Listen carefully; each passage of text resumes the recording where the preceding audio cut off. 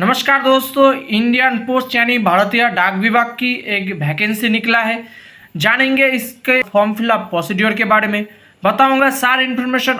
अगर आप form fill up गुरुजी पर पहली बार आए हो तो चैनल को सब्सक्राइब करके बेल आइकन दबा के ऑल कर दीजिए, ऐसे हर तरह की जॉब की नोटिफिकेशन के अपडेट आपको पता चल सके। तो दोस्तों चलते हैं नोटिफिकेशन की ओर। तो आपके पास एक फॉर्मेट ऑफ एप्लीकेशन होना चाहिए, ये आपको प्रिंट कर लेना होगा 1 पेज। तो आपके पास ये एप्लीकेशन फॉर्म होना चाहिए। आप जो एप्लीकेशन फॉर्म प्रिंट करेंगे वो 1 पेज में होगा।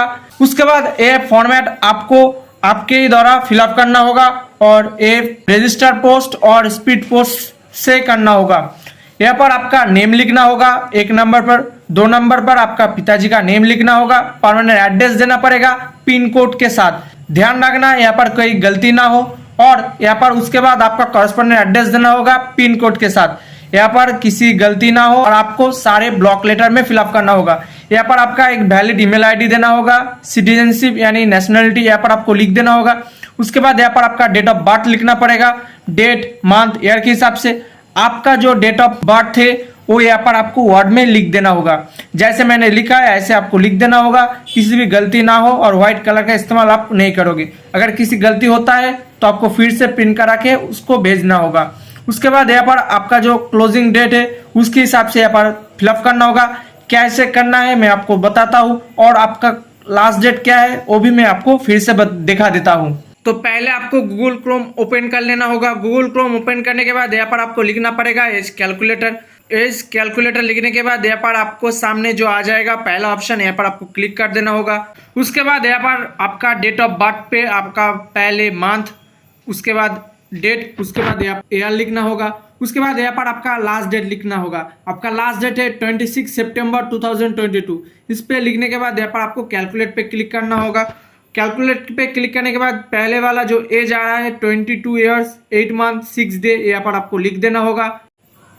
तो उस डेट को यहाँ पर आपको लिख देना होगा। उसके बाद आपका रिजर्वेशन कैटेगरी क्या है, जनरल, SC ST OBC जो है यहाँ पर आपको टिक करके देना होगा।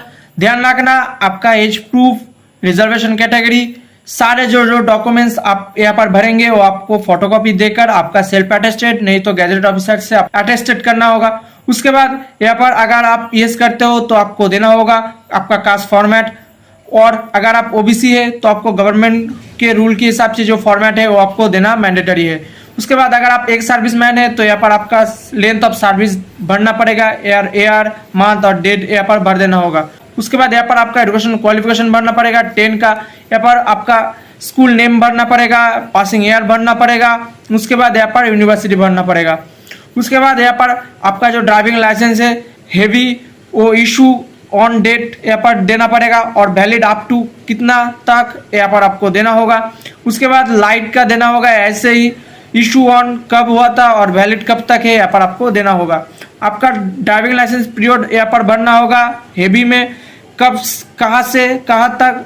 ऐसे ही आपको लाइट का भी भरना पड़ेगा, नेम ऑफ इंस्टीट्यूट आपको यहाँ पर उसके साथ आपको अटैच करना होगा और यहाँ पर आपका प्रूफ देना होगा। उसके बाद होमगार्ड सर्विस कहाँ से कहाँ तक काम कर चुके हो, आपका एक्सपीरियंस है तो यहाँ पर आपको देना होगा। उसके बाद यहाँ पर आपका डेट भरना पड़ेगा, यहाँ पर आपका प्लेस भरना पड़ेगा, यहाँ पर आपका रनिंग हैंड सिग्नेचर करना पड़ेगा। उसके बाद यहाँ पर फॉर्मेट आप जो देख रहे हैं ये आपको काट के आपको एनवेलप पे देना होगा। थोड़ी देर बाद मैं आपको इसके बारे में विस्तार से बताऊंगा। उसके बाद एप्लीकेशन पे यहाँ पर आपको एक फोटो चिपकाना होगा जिस पे आपको रनिंग हैंड सिग्नेचर करना पड़ेगा।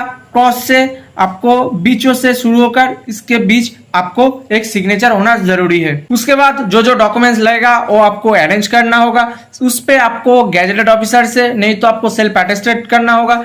ये आपकी एक डोमिसाइल की एक सैंपल कॉपी है जो आपको SD और वीडियो के द्वारा आपको मिल जाएगा। वो आपको फिलअप करना होगा, जैसे यहाँ पर आपको सर्टिफिकेट नंबर, डेट, आपका एक डिजिटल फोटो, उस पर आपका स्टैंप लगा होना चाहिए। यहाँ पर आपका नेम, पिताजी का name, post office, police station, district यहाँ पर आपको होना चाहिए। यहाँ पर सिग्नेचर ऑफ यानी सब डिविजन ऑफिसर का यहाँ पर आपको सिग्नेचर होना चाहिए। ये आपकी डोमिसाइल की फॉर्मेट है। उसके बाद यहाँ पर बात करेंगे कास्ट फॉर्मेट के बारे में, जो SC ST कैंडिडेट के लिए है और OBC वाला कैंडिडेट के लिए गवर्नमेंट के अलग से होता है। यहाँ पर आपका नेम लिखना होना चाहिए, आपका पिताजी का name, village, district, state, schedule caste है, शेड्यूल टाइप यहाँ पर आपको देना पड़ेगा। उसके बाद 3 नंबर पर यहाँ पर मेल है कि फीमेल आपके हिसाब से यहाँ पर आपको देना होगा। ये फॉर्म सिर्फ मेल वालों के लिए है, तो मैं आशा करता हूँ ये मेल कैंडिडेट ही देख रहे हैं। उसके बाद यहाँ पर आपका विलेज है कि टाउन यहाँ पर आपके हिसाब से सिलेक्ट करना पड़ेगा। उसके बाद यहाँ पर लिख देना होगा आपका डिस्ट्रिक्ट और डिवीजन जो है यहाँ पर आपको सिलेक्ट करना पड़ेगा। आपका स्टेट है कि यूनियन टेरिटरी यहाँ पर आपके हिसाब से सिलेक्ट करना पड़ेगा। यहाँ पर आपका प्लेस देना पड़ेगा, आपका डेट देना पड़ेगा, यहाँ पर एग्जीक्यूटिव मैजिस्ट्रेट का सिग्नेचर होना चाहिए। उसके बाद यहाँ पर आपका सर्टिफिकेट नंबर और जब इशू आता उसका डेट यहाँ पर लिखा होना चाहिए। उसके बाद ये थी आपकी डोमिशियल और कास्ट फॉर्मेट के बारे में। उसके बाद जो जो डॉक्यूमेंट्स लगेगा जैसे एजुकेशन क्वालिफिकेशन, लाइट और heavy vehicle course, home guard service का, बार्थ प्रूफ, एजुकेशन क्वालिफिकेशन, सारे डॉक्यूमेंट जो जो मैंने पहले बता दिया वो आपको देना होगा।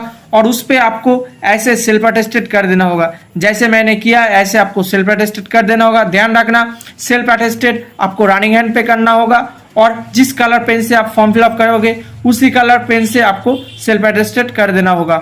उसके बाद यहाँ पर आपको एक एनवेलप लेना पड़ेगा जिसपे आपको एप्लीकेशन फॉर द पोस्ट देकर आपके जो लास्ट वाला जो मैंने पेंडिंग रखा था इस पे आपको ऐसे भर देना होगा। एप्लीकेशन फॉर द पोस्ट देकर driver direct recruitment at MMS Bengaluru.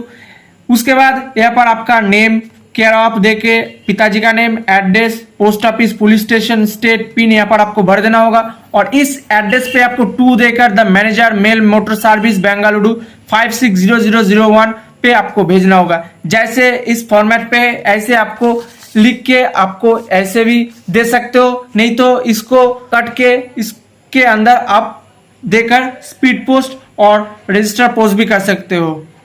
उसके बाद एप्लीकेशन के साथ आपको और एक फोटो देना होगा जिसपे आपको एप्लीकेशन के साथ भेजना पड़ेगा। भेजने से पहले आपको सारे डॉक्यूमेंट्स चेक कर लेना होगा।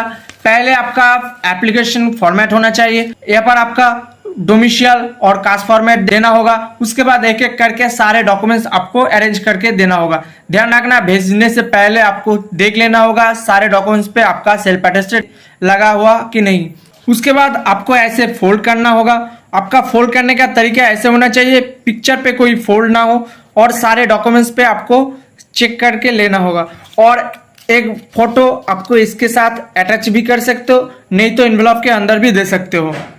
तो सारे हो जाने के बाद एनवेलप के अंदर आपको आपका एप्लीकेशन दे देना होगा और एक फोटो एप्लीकेशन के साथ भी दे सकते हो और एनवेलप के अंदर भी दे सकते हो। तो सारे हो जाने के बाद गम से आपको चिपका देना होगा। रजिस्टर पोस्ट और स्पीड पोस्ट ही आपको करना है। तो दोस्तों आज के लिए इतना है। वीडियो का अच्छा लगा तो लाइक करें, कमेंट करें, दोस्तों में शेयर करें। अगर आप पहली बार आए हो तो चैनल को सब्सक्राइब करना मत भूलना। किसी प्रॉब्लम है तो कमेंट सेक्शन में जरूर बताना, मैं आपका सोल्यूशन बताऊंगा। तो दोस्तों चलते हैं। जय हिंद, वंदे मातरम, भारत माता की जय।